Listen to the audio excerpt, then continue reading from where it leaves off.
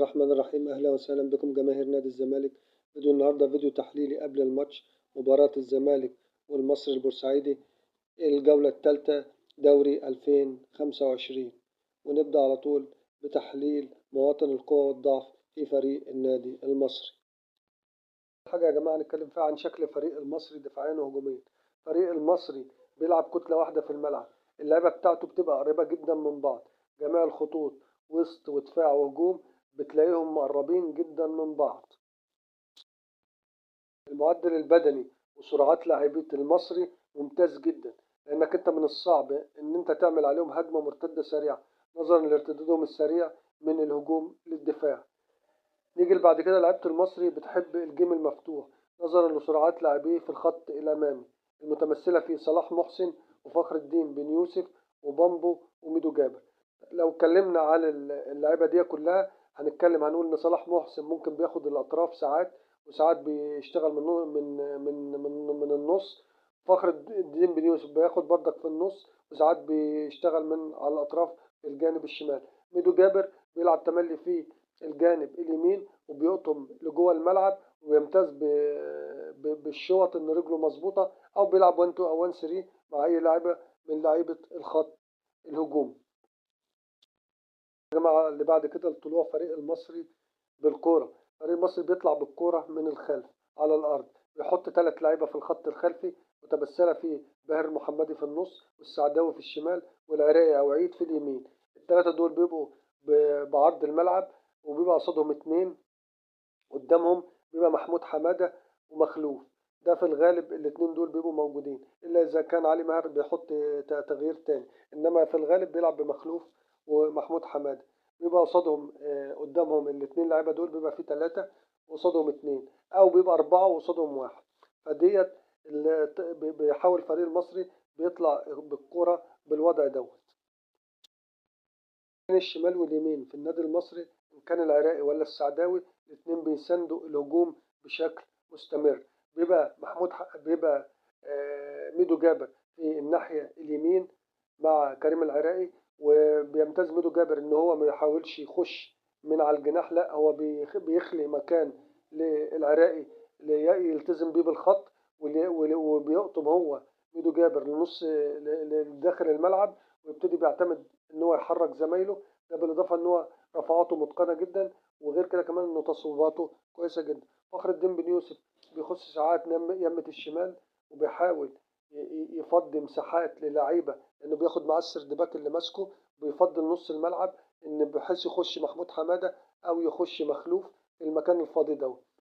وبعد كده بالنسبه لفخر الدين بن يوسف لما بيعمل تمويه ان هو بيخش من يمة الشمال، بيتمركز في اليمة الشمال وبعدين بيرد نفسه تاني، واذا الكرة اتلعبت من اليمين بيخش كراس حربة اساسي في الوقت دوت نظرا لاجادته الكورات العالية.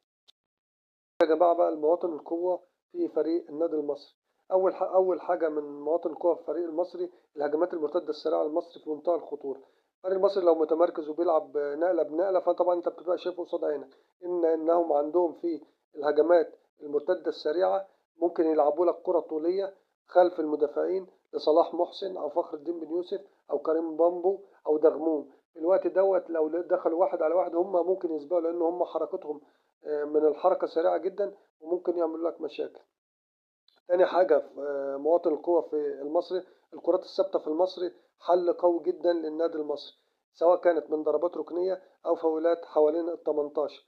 ده نظرا لإجادة قلبين الدفاع بتوعه للكرات العالية. أضف إلى ذلك فخر الدين بن يوسف اللي هو بيمتاز بطول القامة، حتى ميدو جابر اللي هو بيلعب جناح يمين ده برضك بيجيد اللي هي الكرات العالية، رغم إن هو جناح إلا إنه برضك بيجيد اللعب بالرأس. عنده بقى لعيبة اللي هي بتجيد اللعب عمل الرفعات سواء كانت من كرات ثابتة أو من ركنيات. عندك السعداوي بيمتاز جدا رفعاته متقنة، ميدو جابر رفعاته ملهاش حل بصراحة، والعراقي برضك بيرفع كويس. لعيبة المصري عندهم حل برضك إضافي إن هو عنده لعيبة بتجيد التصويبات، وبالذات خصوصا اللي هم جايين من الخلف، متمثلة في ميدو جابر اللي هو الشوط بتاعته بتمتاز ما بين القوة والإتقان. عنده برضك السعداوي بيشوط كويس ورجله الشمال قوية جدا.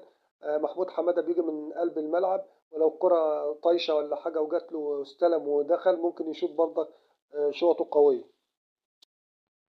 آخر حاجة في نقط القوة في الفريق المصري الخط الهجومي بتاعه اللعيبة بتمتاز بالذكاء والمهارة. يعني ما تبصش إن أنت لقيت إن لاعب المصري ما صدق دخل ال 18 أول حاجة هيقوم خابط الكرة شايطها في الجون على طول، لا.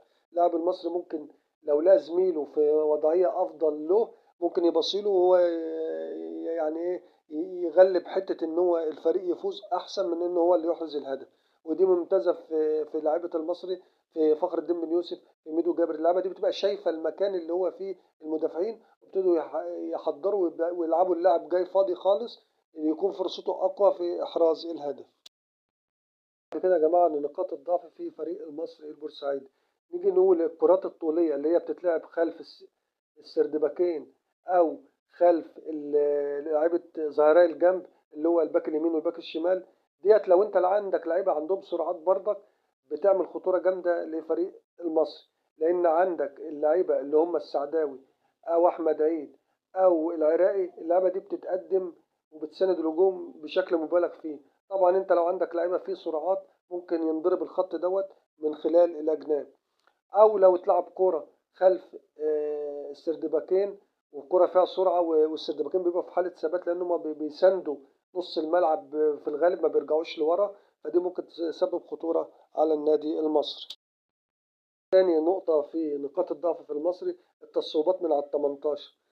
زي ما ان المصري عنده لعيبه بتجيد التصويب من على ال 18، الا انه برضك في حاله ان لما بيكون عليهم الهجمه ممكن يحصل لهم مشكله في حكايه التصويب دي، لان لعيبه الوسط في الوقت اللي موجوده فيه هجمه مرتده على المصري ان كان مخلوف ولا محمود حماده بيحاولوا يغطوا على الاجناب او بيغطوا في قلب الدفاع، فبالتالي بيتركوا مكانهم في نص الملعب.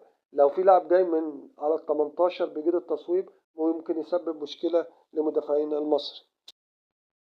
نقطة الضعف اللي بعد كده في فريق النادي المصري التمركزات الدفاعية لفريق المصري في ال 18 بتبقى كويسة جدا، ده في حالة الثبات.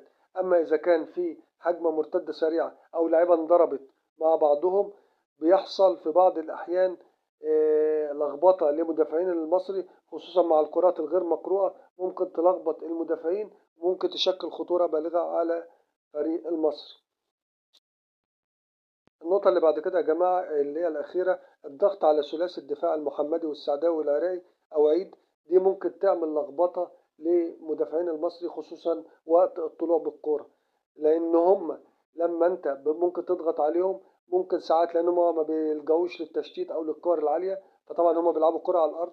ممكن في بعض الأحيان لو الضغط كامل من الفريق اللي قصادهم ممكن تسبب لخبطة والكرة تتقطع، وفي الوقت ده ممكن تبدأ أنت بهجمة وتشكل خطورة على فريق النادي المصري. يا جماعة كان تحليل بسيط لفريق أداء النادي المصري في المباريات. طبعا لو جينا نتكلم هنقول إن التحليل ده تحليل من خلال رؤيتنا لمباراتين المصري اللي لعبهم الأولانيين في الدوري، بس طبعا الكلام ده كله يعني نظري على الورق برضك عشان نبقى عمليين وحقانيين، لأن طبعا وقت المباراة وقت الشغل ممكن تلاقي حاجات ممكن تحصل في الماتش، تبص تلاقي لاعب تاني ما كانش ظاهر هو اللي تلاقيه سوبرمان وهكذا، او تلاقي نقطة كانت سلبية وفجأة تلاقيها بقت ايجابية. فطبعا انت عارف ان اللاعب المصري بتبقى عنده الامور حبة فوق وحبة تحت زي ما بيقولوا، ويوم ده يومه وده مش يومه، فممكن تلاقي حاجات غريبة بتحصل في المباراة. انما كتحليل بوجه عام لفريق النادي المصري هو ده تحليل فريق المصري، وان شاء الله الزمالك يقدم مباراة قوية إن شاء الله ويكون الفوز من نصيبه، وبالتوفيق لنادي الزمالك. ونشكركم على حسن المتابعة والسلام عليكم ورحمة الله وبركاته.